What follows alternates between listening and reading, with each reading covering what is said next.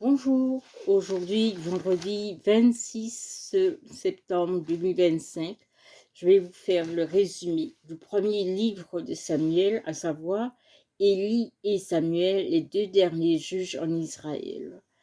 Donc, le chapitre 1 s'intitule Élie, souverain, sacrificateur et juge en Israël. Donc, il y avait un homme nommé Elkana.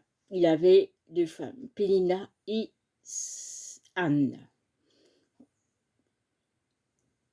Pénina avait des enfants alors que Anne n'en avait point. Chaque année, Elkana montait de sa ville à Silo pour faire des sacrifices à l'Éternel.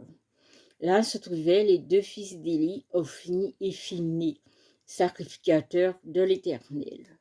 Le jour où Elkana offrait ses sacrifices, il donnait des portions à Pénina, ses fils et ses filles, et il en donnait une double portion à Anne, une double portion qu'il aimait parce que l'Éternel l'avait rendue stérile.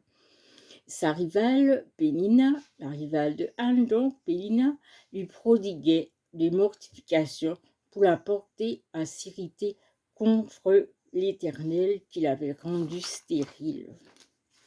Chaque année, lorsque Anne montait à la maison de l'Éternel, Pénina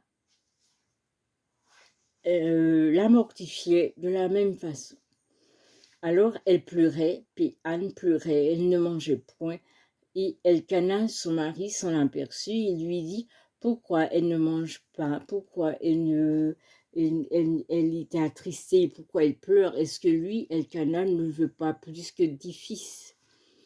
Alors Anne fit un vœu en disant, Éternel des armées, si tu daignes te souvenir de ta servante, si tu daignes considérer l'affliction de ta servante, et n'oublie point ta servante, et si tu donnes à ta servante un enfant mâle, je le consacrerai à toi, Éternel, tous les jours de sa vie, et le rasoir ne passera point sur sa tête.